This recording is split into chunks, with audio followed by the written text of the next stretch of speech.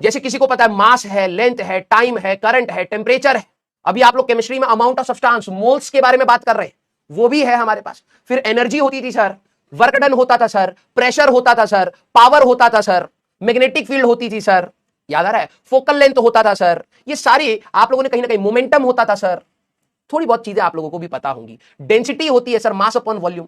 दुनिया में हमारे पास बहुत प्रकार की फिजिकल क्वांटिटीज हो गई। तो अब मैंने कहा कि ऑब्वियस सी बात है, जैसे आप लोग अपने बायो में, मुझे जहां तक मैं आपको रिलेट करवा पाऊं, तो बायो में आप लोगों ने देखा कि बहुत प्रकार के जानवर और जीव भी हैं, है ना। तो उन्होंने क्या करा, क्लासिफिकेशन करनी स्टार्ट करी, क्योंकि हम लोग जब किसी चीज को समझना स्टार्ट करेंगे तो हम लोग उनके पैटर्न्स को ही समझे तो ज्यादा बेटर है ना। जैसे फॉर एग्जांपल, जहां तक मैंने बायो पढ़ी है 10वीं क्लास तक, वहीं तक की अगर मैं इंफॉर्मेशन के हिसाब से बताऊं, तो हमें चीज पढ़ाई गई थी कि प्लांट्स और एनिमल दोनों ही लिविंग है हमारे पास, plants and animals both are living. तो आपको अब दो सेक्शन पढ़ाई जा रही है, जूलॉजी पढ़ाई जा रही है, बॉटनी पढ़ाई जा रही है।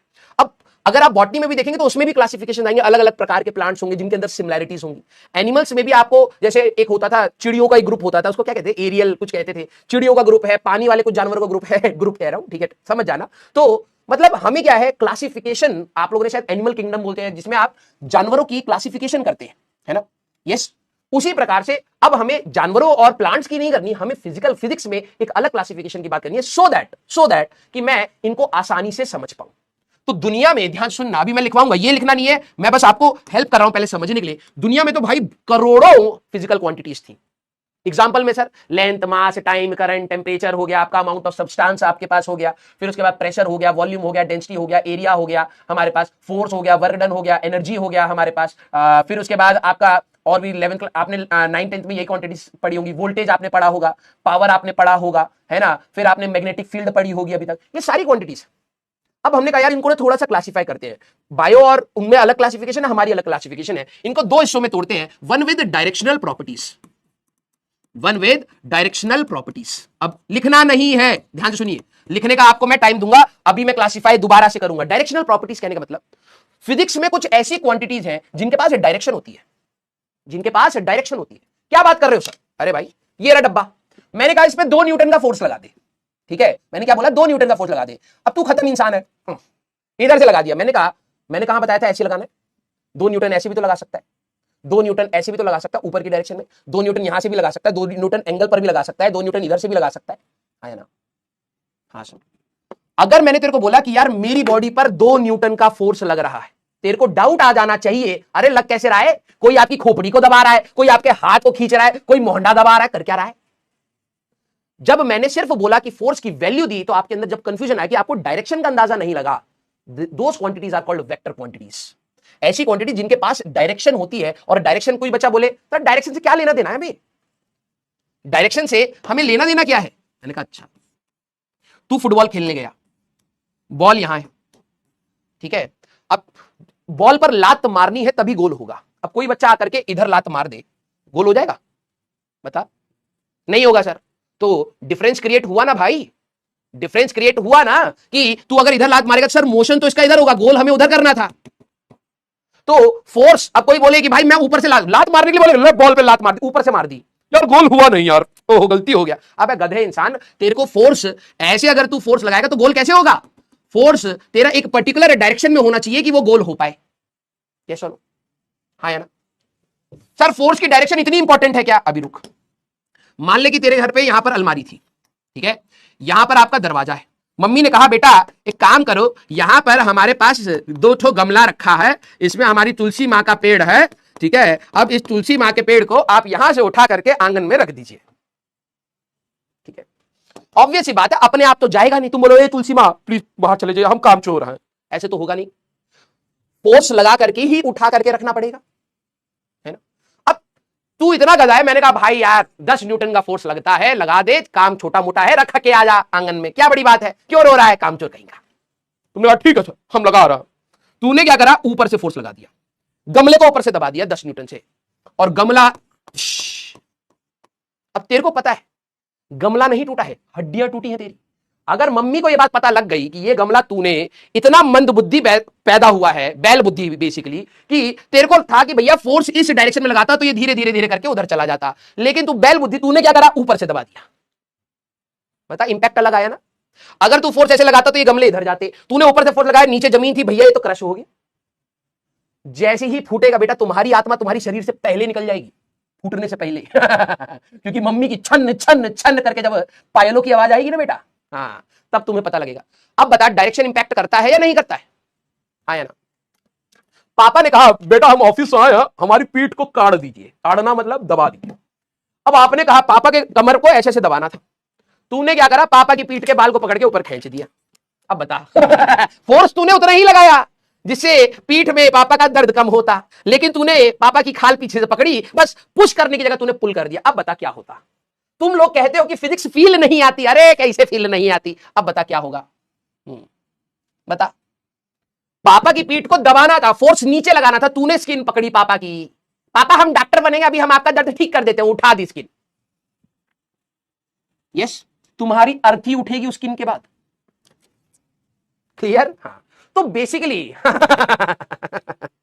क्लियर? यस। तो ऑब्वियस सी बात है कि हमारे पास डायरेक्शन मैटर कर रहा है भाई, ऐसे नहीं कि बस फोर्स बोला था तो फोर्स लगा देंगे, नहीं भैया। अगर आपने अपने फोर्स की डायरेक्शन चेंज करी तो इंपैक्ट ऑन दी मोशन, बस फोर्स बोला था तो फोर्स लगा देंगे, नहीं भैया। अगर आपने अपने फोर्स की डायरेक्शन चेंज करी तो impact on the motion change होता चला जाएगा। क्लियर? यस। सारे बच्चे, अब आपके पापा बहुत दिनों बाद कहे कि भैया एक हम देखो छोटी सी साइकिल लेकर के आए हैं, आपकी छोटी बहन है, इसको साइकिल जरा तेज से मतलब थोड़ा सा सिखा करके आइए। अब यहां पर क्या है, गटर है, ठीक है। अब कोई बच्चा बोले सर इतना बड़ा मुंह तो है नहीं हमारा, दूसरा वाला गटर सड़कों वाला, ठीक है। अब क्या हुआ कि तुम्हारी बहन साइकिल चलाते हुए आ रही है इस डायरेक्शन में। अब तुम्हें पता है कि पापा ने तुम्हें काम दिया है कि भैया साइकिल चलाना सिखाना है, बच्ची को मारना नहीं है। अब तू बता, जब ये यहां पर साइकिल चला रही होगी तो ऑब्वियस सी बात है वो ब्रेक तो लगाएगी नहीं, वो पांव से रोकेगी सबसे पहले है ना। तो वो पांव से रोकने की कोशिश कर रही है, अब तेरे को फोर्स लगा करके ही रोकेगा, तू भी गटर में नहीं गिरने देना ना। अब तू बता, तू किस डायरेक्शन में फोर्स लगाएगा, ऐसे लेफ्ट साइड में फोर्स लगाएगा या फिर राइट साइड में फोर्स लगाएगा? जरा दिमाग लगा यार, हमको ना हमारी छोटी बहन बहुत तंग करती है, हम तो लेफ्ट में ही लगा देंगे बेटा उसके बाद तू भी उसी में ही गिरेगा, पापा भी तो आएंगे। यस, हाँ या ना। सारे बच्चे बताना कि अपनी बहन को बचाने के लिए आप किस डायरेक्शन में फोर्स लगाओगे? कॉमन सेंस लगाओ। राइट डायरेक्शन में। क्यों भाई, लेफ्ट में लगा दो। तुम्हें भी पता है भैया मोशन इधर हो रहा है, अगर फोर्स का डायरेक्शन मैटर नहीं कर रहा होता, सर खोपड़ी पर हम मार देंगे, रुक जाएगी। ऐसे कैसे रुक जाएगी रे सर, इधर धक्का दे देगा, अबे स्पीड बढ़ जाएगी उससे। तो अगर इधर खींचेगा, वेलोसिटी इधर, फोर्स इधर, बॉडी रुकना स्टार्ट होगी, तभी बच सकती थी। तो कहने का मतलब, अब आप सभी लोगों को यहां पर ध्यान से सुनना है। डायरेक्शनल प्रॉपर्टीज मतलब ऐसी क्वांटिटीज जिनके पास डायरेक्शन है। अब मैं ये लिखना नहीं अभी, जिनके पास डायरेक्शन है, और डायरेक्शन बहुत इंपॉर्टेंट रोल प्ले करता है इन क्वांटिटीज के लिए, ठीक है, जिनके पास डायरेक्शन का पंगा है। तो इसमें दो क्लासिफिकेशन हम लोग करते हैं, एक होता है बेटा आपके पास स्केलर और एक होता है बेटा आपके पास वेक्टर। ध्यान सुनना, कुछ बच्चे कहते हैं ना वेक्टर कब पढ़ोगे, इंट्रोडक्शन यहां पर है, फिर दोबारा हम लोग 2D में पढ़ेंगे scalar quantities and vector quantities. सारे बच्चे मुझे बताना कि मेरे पास एक डब्बा है, अभी मैं चैट ऑन करूंगा, ठीक है। इस डब्बे को मेरे को खिसकाना था, उस साइड ले जाना है, मैंने यहां पर 4 न्यूटन का फोर्स लगाया और तूने भी यहां पर 4 न्यूटन का फोर्स लगाया, तो टोटल फोर्स कितना हो जाएगा सर? 8 न्यूटन। मैंने कहा ठीक है, और मैंने कहा कि अब इस डब्बे पर बेटा हमें ये डब्बा उस साइड ले जाना है, तो मैं इधर से फोर्स लगा रहा हूं 4 न्यूटन। देख तू भी 4 न्यूटन लगा सकता है, तू थोड़ा कामचोर है मैं मानता हूं, तू भी 4 न्यूटन लगा सकता है, मेरी मदद कर दे और आजा इस डब्बे को खिसका देते हैं उस साइड। अब तू अपना दिमाग यूज करेगा तो तू तो इधर से ही धक्का देगा, तू तो उधर से ही देगा।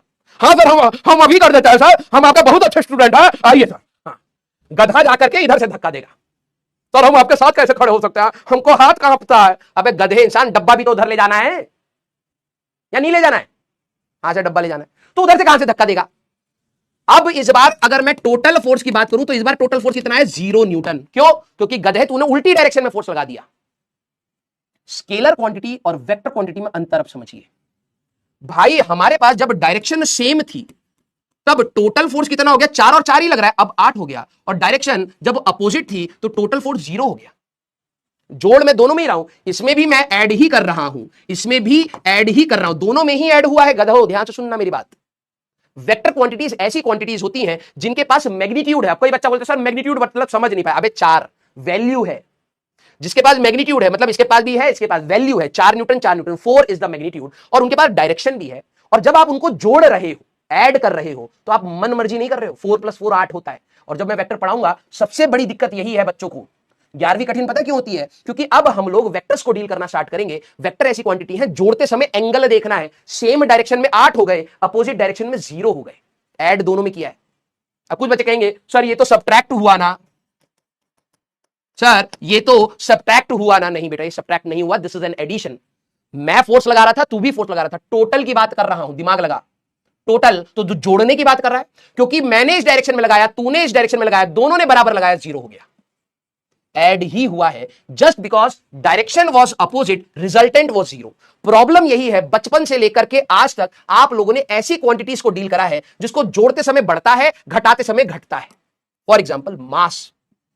लेकिन ऐसा नहीं है।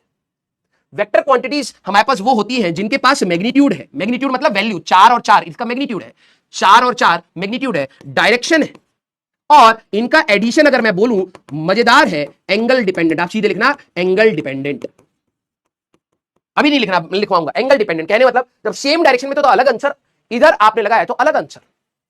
स्केलर क्वांटिटीज को जरा समझना, ये सारा लिखवाऊंगा बेटा, टेंशन मत लीजिए, पहले समझने पर ध्यान दीजिए, क्योंकि बच्चे नोट्स बनाने के पीछे रहते हैं और लर्निंग खत्म हो जाती है। पहले लर्न करिए।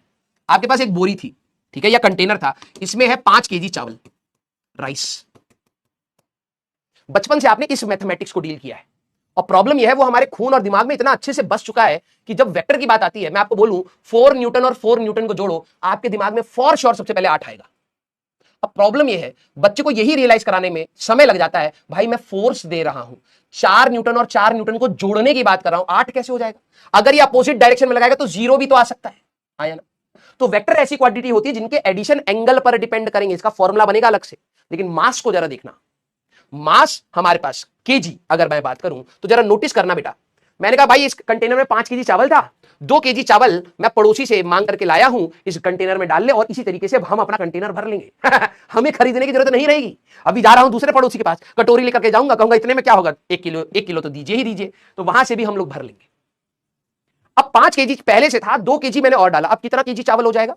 या सीधे बोल, मैं 5 केजी ही मांग के लेके आया, 5 केजी पहले से था, 5 केजी अब मैं मांग करके लाया। अब सारे बच्चे बताना, अब हमारी बोरी में कितना केजी चावल होगा? बताओ भाई, जरा देखें कितना केजी चावल होगा भाई, सोच के बताइए। सोचिए सोचिए। 5 केजी पहले से था, 5 केजी और ले आया, कितना होगा? 10 केजी। 0 हो सकता है क्या, जैसे फोर्स हुआ था? मैं आपको ऐड करने के लिए कह रहा हूं कि भाई 5 केजी पहले था, 5 केजी अब हुआ, तो आपने कहा सर टोटल मास जो इस बार होगा sir that is 5 + 5 that is 10 KG. Obvious सी बात है, आपका यहां कभी भी आंसर 0 नहीं आ सकता, लेकिन 4 न्यूटन + 4 न्यूटन 0 दे सकता था अगर डायरेक्शन अपोजिट थी। तो ऐसी क्वांटिटी जब जोड़ते समय आप एंगल देख करके जोड़ रहे हैं, वो है वेक्टर क्वांटिटीज, और ऐसी क्वांटिटीज जोड़ते समय वही लगा रहे हैं जो बचपन से सीखा है, उसको हम कहते हैं स्केलर क्वांटिटीज। जैसे टाइम, आप 3 घंटे का पेपर दे रहे थे, ठीक है, तो 2 घंटा 55 मिनट तक तुम खाली बैठे, भाई हो जाए तो मेरे को बता दियो, भाई हो गया क्या भाई, थोड़ा सा भाई भाई भाई भाई 5 मिनट बचा, भाई भाई भाई भाई थोड़ा सा बता दे, थोड़ा सा बता दे। हाँ यार देखा, अब टीचर ने कहा टाइम अप। तो कुछ बच्चे अच्छे बच्चे होते हैं, ठीक है, जब टीचर कहता है कि भाई अपने शीट्स को बांध दीजिए, तो कुछ बच्चे क्या मांगते हैं? थ्रेड। और कुछ गधे मांगते हैं मैडम रोप दे दीजिए, रोप। ये English medium, CBSE English medium के टॉपर बच्चे हैं। मेरा दोस्त था, जब एग्जाम खत्म होने वाला है तो सब बच्चे कहते हैं मैम टाई करना है, थ्रेड दे दीजिए। मेरा दोस्त रोप दे दीजिए। मैंने कहा रोप? कह रहा रोप ही तो है, थिन रोप। तो है गधे लोग, कुछ होते हैं हमारे पास। आखिरी 5 मिनट में ही तुम्हें रहेगा कि अब हम सारा छाप लेंगे, हम छपोड़े हैं, हम इसको पास कर जाएंगे एग्जाम को। तो आप टीचर से क्या कहते हैं? Ma'am please 5 minutes. 2 घंटा 55 मिनट में खाली था तू, अगले 5 मिनट में भाई साहब अलग ही टोरा काटेगा ये। मान ले टीचर बहुत ही अच्छा था, उसने कहा ठीक है भाई शक्ल से तो तू लग ही रहा है फेल हो जाएगा, तो चल 5 मिनट के बाद तेरे को रियलाइज हो तो और भी अच्छी बात है, तब तक हम दूसरे काम निपटा लेंगे, तो कोशिश कर ले। अब टीचर ने तेरे को 5 मिनट एक्स्ट्रा दिए, तो अगर कोई तेरे अंदर दिमाग ऐसा हो कि भाई ओहो 3 घंटे का तो पेपर था यार और 5 मिनट टीचर ने दे दिया, अब तो 2 घंटा 55 मिनट बचे। अगर तेरे दिमाग में ऐसा आ गया है तो मैं कह रहा हूं उस पेपर को वहीं जला और तू वहीं उसी के साथ समाधि ले ले। तू टाइम को जोड़ रहा है, 3 घंटे में 5 मिनट एक्स्ट्रा मिले गधे इंसान, तो 3 घंटा 5 मिनट हो गया, 2 घंटा 55 मिनट होगा? हाँ सर 3 hours 5 minutes। जोड़ते समय तूने ये सोचा कि कम भी हो सकता है क्या? नहीं। तो टाइम एक ऐसी क्वांटिटी है, 1 घंटा तेरा पेपर था, मैंने कहा भाई 2 घंटा और ले ले, तो कभी भी ऐसा नहीं होगा कि भाई -1 आवर बचा है यार हाँ, पेपर पहले देने से पहले ही सबमिट हो जाए, ऐसा नहीं होगा ना। तो टाइम ऐसी क्वांटिटी थी जिसको जोड़ते समय आपने कभी ये नहीं सोचा कि कम भी हो सकता है, ये जुड़ के बढ़ेगा ही बढ़ेगा, राइट। मास एक ऐसी क्वांटिटी है, ध्यान से सुनना, मास एक ऐसी क्वांटिटी है कि 5 केजी चावल था, उसमें 2 केजी चावल डालूं तो भाई हमेशा 7 केजी ही होगा, कभी वो 3 केजी नहीं बन जाएगा। समझ आया हमारे पास, राइट। तू 10 मीटर गया, फिर मैंने कहा 2 मीटर और चल, तो तू 12 मीटर पे ही तो पहुंचेगा, है ना। तो डिस्टेंस तेरा हमारे पास, लेंथ अगर तू ध्यान से समझे, ये भी बढ़ेगा ही बढ़ेगा। डिस्प्लेसमेंट कम हो सकता है, डिस्टेंस नहीं। तो अब बात आ रही है स्केलर क्वांटिटीज क्या होती है, जिनके पास मैग्नीट्यूड है, वैल्यू इनके पास होती है, डायरेक्शन इनके पास नहीं है। अभी लिखना डायरेक्शन नहीं होती, और नॉर्मल स्केलर एडिशन फॉलो करते हैं। क्या कहते हैं इनको? Scalar addition. सर ये समझ नहीं आया स्केलर एडिशन। भाई जो तेरे को आता है उसी को स्केलर एडिशन कहते हैं। ध्यान सुन, जो तेरे को आता है उसी को स्केलर एडिशन कहते हैं। जिसमें तू केयरलेस मिस्टेक दिन भर कर रहा है उसी को स्केलर एडिशन कहते हैं। वेक्टर्स तो तूने आज तक पढ़ा ही नहीं है, ठीक है। तो अब तेरे को समझ आया कि कुछ ऐसी फिजिकल क्वांटिटीज थी जिनके पास डायरेक्शन भी होती है। डायरेक्शन होती है कहने का मतलब, उनकी डायरेक्शन पर अगर आपने ध्यान नहीं दिया तो भैया कयामत आ जाएगी। क्यों? क्योंकि अलग अलग इंपैक्ट क्रिएट होना स्टार्ट हो जाता है, राइट। एक बॉडी पर मैं कहूं 2 न्यूटन का फोर्स लगा, ऐसे लगाएगा तो टूट जाएगा, तूने वैसे ही लगा दिया तो गया तू। 2 न्यूटन साइड से अलग इंपैक्ट देगा, 2 न्यूटन ऊपर से अलग इंपैक्ट देगा, 2 न्यूटन नीचे से अलग इंपैक्ट देगा। तो ऐसी क्वांटिटी जिनके पास मैग्नीट्यूड है, डायरेक्शन है, और जोड़ते समय मेन पंगा स्कूल में बच्चे क्या रट लेते हैं, एनी क्वांटिटीज, अंग्रेज और बन जाते हैं साथ में, any quantities which has magnitude and direction is a vector and which has magnitude but do not have a direction is a scalar। लपड़ मार दूंगा। चीज सीख रहा है तो ढंग से सीख। मेन पंगा इनका एडिशन है। इनको जब तू जोड़ेगा तो एंगल देख करके जोड़ेगा। इनको जब तू जोड़ेगा तो वही जोड़ेगा जो तू बचपन से करता हुआ आया है। इसको कहते हैं स्केलर। अभी लिखवाऊंगा, ठीक है। दूसरी जो हमारी क्लासिफिकेशन होती है based on dependency. Based on dependency, dependency मतलब नाम से ही पता लग रहा है कौन किस पर डिपेंड कर रहा है ना। जैसे आप लोग देखें, जितने भी बंदर प्रजाति के लोग होते हैं उनको आप एक क्लासिफिकेशन में एक ही बनाते होंगे, एप्स या जो भी आप कहते होंगे, है ना। तो वो एक दूसरे पर कहीं ना कहीं आप कहें तो सिमिलैरिटीज है, राइट। अब हम लोगों ने यहां पर क्लासिफिकेशन करी बेसिस ऑफ डिपेंडेंसी, कौन किस पर डिपेंड कर रहा है। फॉर एग्जाम्पल, जैसे एरिया का फॉर्मूला याद करिए, sir area is length into breadth, है ना। तो ये मीटर लेंथ पर डिपेंड कर रहा है, ये भी लेंथ पर डिपेंड कर रहा है। हाँ, वॉल्यूम का formula sir length into breadth into height, ये भी लेंथ पर डिपेंड कर रहा है, ये भी लेंथ पर डिपेंड कर रहा है, ये भी लेंथ पर डिपेंड कर रहा है। मैंने कहा अच्छा। डेंसिटी का फॉर्मूला, सर डेंसिटी का फॉर्मूला होता था मास अपॉन वॉल्यूम। ध्यान से सुनना, मास अपॉन वॉल्यूम, तो ये मास पर डिपेंड कर रहा है, केजी लिख देता हूं अभी के लिए, और sir volume metre cube, length पर डिपेंड कर रहा है। तो कुछ जैसे आपके बायो में भी साइंटिस्ट होंगे, फिजिक्स में भी हमारे पास साइंटिस्ट है, उन्होंने क्या करा, दुनिया की सारी फिजिकल क्वांटिटीज को तोड़ तोड़ कर देखा कि यार एरिया 2 बार लेंथ से ही बना है, लेंथ और लेंथ। वॉल्यूम का formula length into breadth into height है, लेकिन एक्चुअली में उसमें 3 बार लेंथ यूज हुआ है, मीटर मीटर मीटर।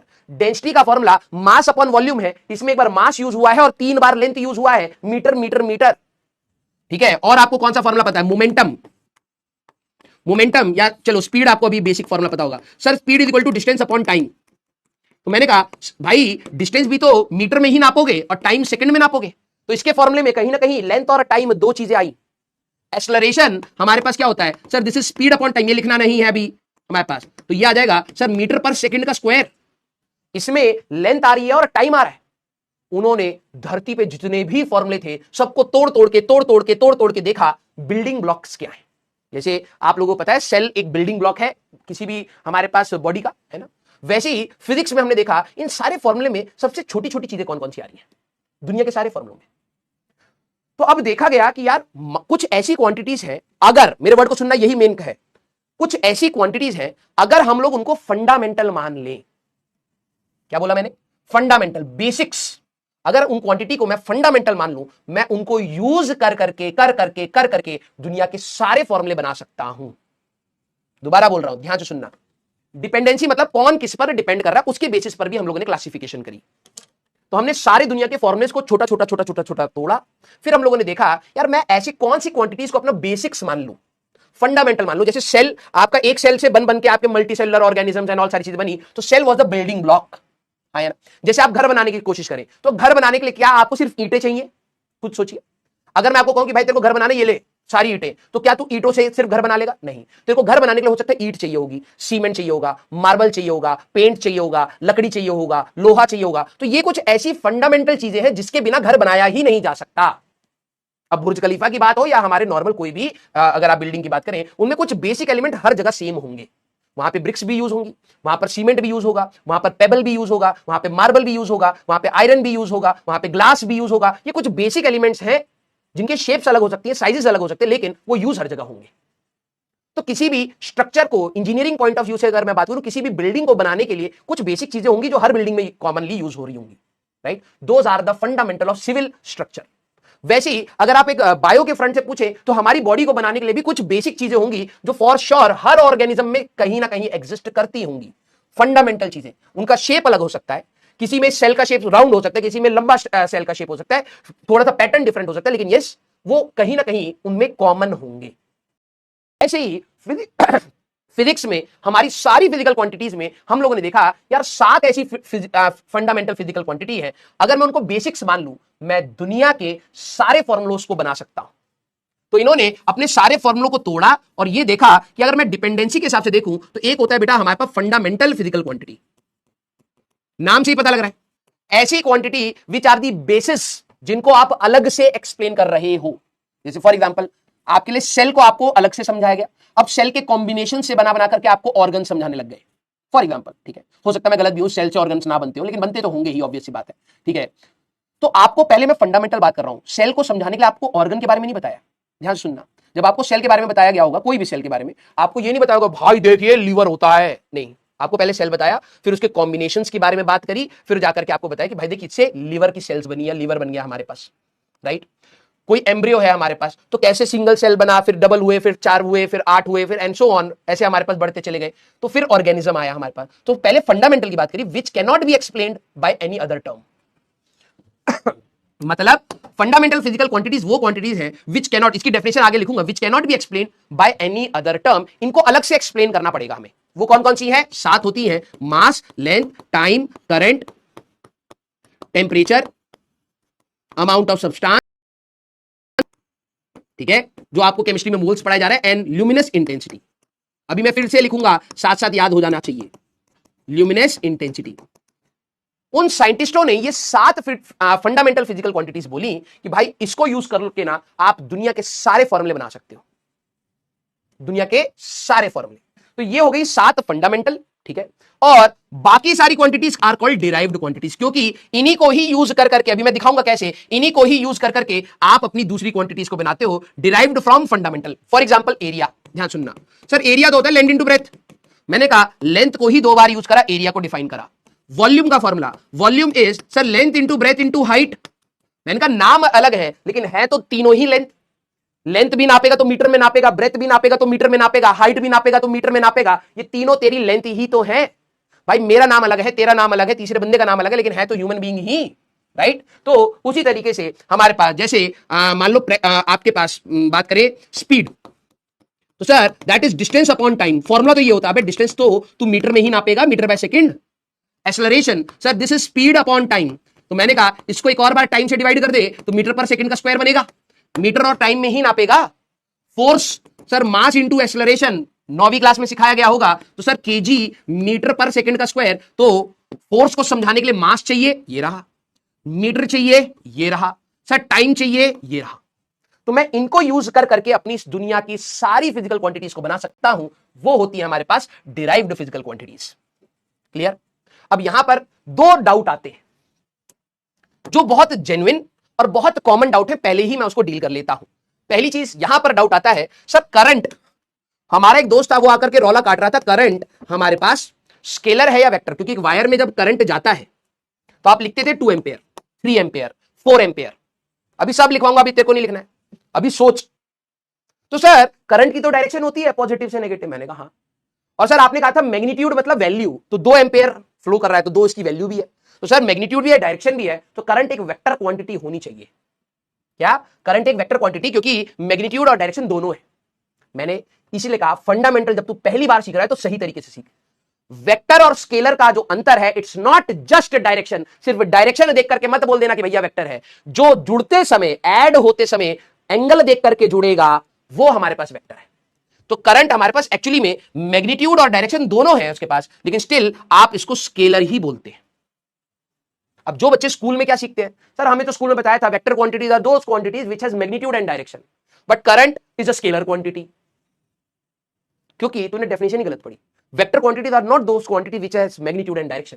उसकी कंप्लीट स्टेटमेंट ये है, ऐसी क्वांटिटी जिनके पास मैग्नीट्यूड है, डायरेक्शन भी है, प्लस जो मेजर कंडीशन है कि जोड़ते समय आप एंगल देख करके जोड़ते हैं। करंट एक्चुअली में जोड़ते समय एंगल देख करके नहीं जोड़ता। जरा यहां पे देखना कैसे, ये दो वायर आई, यहां से 10 एंपियर आ रहा है, यहां से 2 एंपियर आ रहा है, तो ये दोनों वायर का जैसी करंट जुड़ेगा तो ये 12 एंपियर का करंट हो जाएगा। अब इनके बीच में यहां पर 60 डिग्री हो और ऐसा सिनेरियो हो, ध्यान सुनना, यहां से 10 एंपियर का करंट आया, यहां से 2 एंपियर का करंट आया, इनके बीच में 180 डिग्री है। ऐसा नहीं कि भाई तीर आई है दोनों अपोजिट डायरेक्शन में, कम हो जाएगा, नहीं, 10 एंपियर और 2 एंपियर जुड़ करके यहां पर 12 ही जाएगा।